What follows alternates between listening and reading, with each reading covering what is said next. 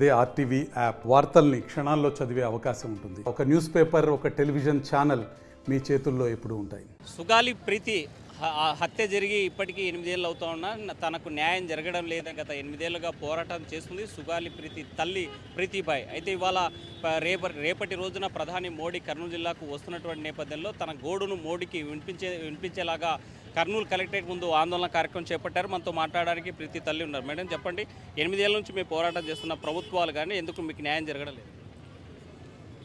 ప్రభుత్వాలు ముద్దాల వైపు ఉన్నాయి కాబట్టి నాకు ఇంతవరకు కూడా న్యాయం జరగడం లేదు. మరి ప్రభుత్వానికి నిజంగా చిత్తశుద్ధి ఉంటే ఆడపిల్ల మాన ప్రాణాలకు మేమైతే మరి వాళ్ళ వైపు ఉన్నాము అని చట్టాలు తీసుకొస్తున్నామంటే మరి ఈ పార్టీకి నాకు న్యాయం జరిగి ఉండాలి. కానీ జరగలేదే. మరి ఎందుకు నేను ఈ పోరాటం చేయాల్సి వస్తూ ఉంది? నేను ఎందుకు రోడ్ల మీదనే ఇలాగనే మరి పోరాటాలకు పాల్గొనాల్సి వస్తుందని చెప్పండి. నేను నా కుటుంబము మరి బాధితులమంతా కూడా మేము ఇలాగనే పోరాటాలు చేస్తూనే ఉండాలి. ముద్దాయిలు మాత్రం స్వేచ్ఛగా వాళ్ళు ప్రభుత్వాలంతా వాళ్ళు చేస్తున్న వ్యాపారాలను సహకరిస్తూ వాళ్ళు చేస్తున్న మరి వాళ్ళు ఇంకా అభివృద్ధి చెందాలి. ఇంకా ఎంతమంది ఆడపిల్లల్ని మీరు చంపుతారో చంపండి, మేమున్నాం మీ వైపు అంటూ వాళ్ళకి మద్దతు ఇస్తున్నారు. కాబట్టి ఇంతవరకు సుగాలి ప్రీతి కేసు విషయంలో ఇంతవరకు ఎలాంటి పురోగతి లేదు. అంటే మీరు చెప్పండి, రేపటి రోజున మోడీ వస్తున్నారు, మోడీకి చెప్పొచ్చుగా ఈ నిరసన అవసరం అంటారా? మోడీ గారి అపాయింట్మెంట్ కోసమే మేము గత 8 రోజులుగా ప్రతి ఒక్క ఎమ్మెల్యేకి, మినిస్టర్కి, కర్నూలులో ఉన్న ప్రతి ప్రజాప్రతినిధులకి మరి కలెక్టర్ గారికి, ఎస్పీ గారికి లెటర్ రాసి అపాయింట్మెంట్ కోసము మరి అడుగుతుంటే ఇంతవరకు మరి మాట్లాడిన దిక్కు లేదు. కనీసం బాధితులకు అవునమ్మా మీ బాధలేంటి అని అడిగే దిక్కులేని పరిస్థితి కర్నూలుకు ఉంది.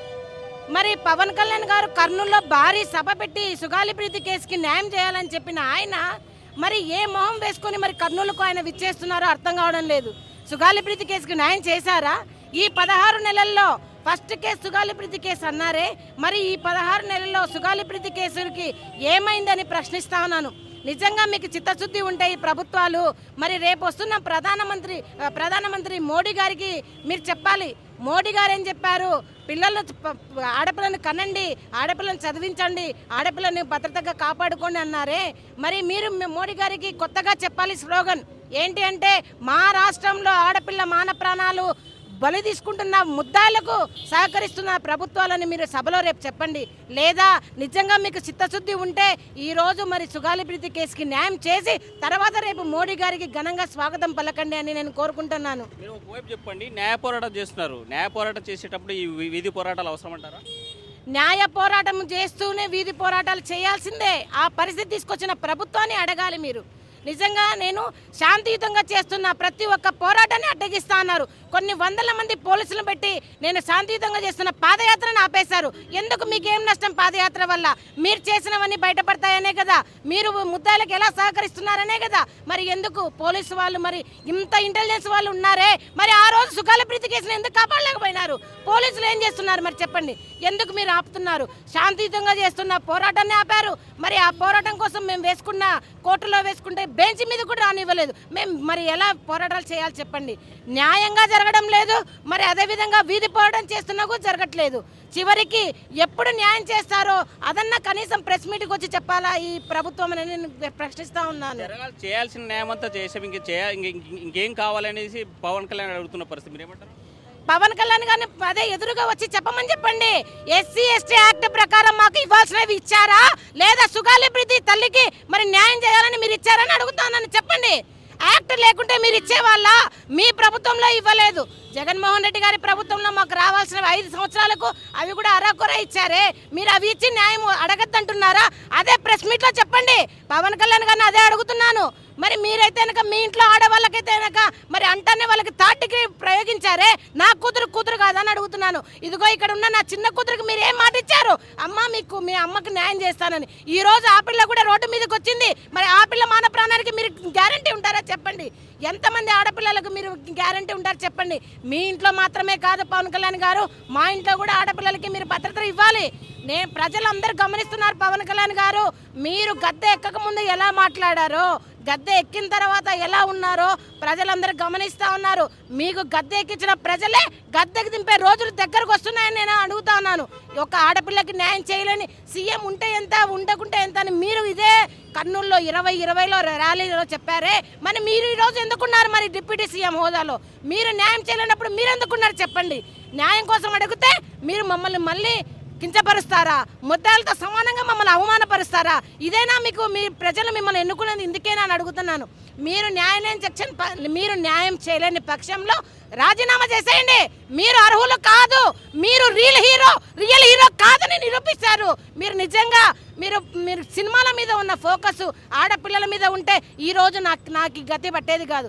మీరు వచ్చి 16 నెలలు అవుతుంది, మరి ఏది స్పందన? సుగాలి ప్రీతి పేరెంట్స్ బతికారా సచ్చారని మీరు అడిగారా? అధికారులతో మాట్లాడారా? ఎలా మొహం పెట్టుకొని మీరు కర్నూలుకు పర్యటించడానికి వస్తున్నారు? నిజంగా మీకు చిత్తశుద్ధి ఉందా? నిజంగా చిత్తశుద్ధి ఉంటే సుగాలి ప్రీతికి న్యాయం చేయలేని ఈ గడ్డకు మీరు ఎలా వస్తారు చెప్పండి నేను అడుగుతా ఉన్నాను. మీరేం చెప్పదలుచుకున్నారు? నేను ఒకటే అడుగుతున్నాను, మోడీ గారికి మీరు ఎలా చెప్పలేకపోతున్నారు న్యాయం చేయండి అని? కనీసం ఆ అపాయింట్మెంట్ ఇస్తే నేను నా గొడవని విన్నవించుకుంటాను అడిగాను. పవన్ కళ్యాణ్ గారు చేయలేదు, లోకేష్ బాబు గారు చేయలేరు, ఎందుకంటే నారా చంద్రబాబు గారు కూడా చేయలేదు. ఎందుకంటే ఈ కూటమి ప్రభుత్వం ముద్దాయిల వైపు మాత్రమే ఉంది, బాధితుల వైపు ఏ క్వశ్చనా లేదు. బాధితుల వైపు ఉని ఉంటే గత 8 రోజులుగా మరి నేను అడుగుతున్నాను. 2 నెలలుగా నేను గవర్నర్ గారు అపాయింట్మెంట్ అడిగాను, అందరికీ దొరుకుతుంది కానీ సుగాలి ప్రీతి పేరెంట్స్కి దొరకట్లేదు. ఎందుకు ఈ వ్యత్యాసం అని అడుగుతా ఉన్నాను. చెప్పండి, మా ప్రజా సంఘాలుగా మీరు ఎలాంటి డిమాండ్ చేస్తారు? మా డిమాండ్ ఏంటంటే సుగాలి ప్రీతికి 8 సంవత్సరాలు అవుతుంది, ఇంతవరకు న్యాయం అనేది జరగలేదు.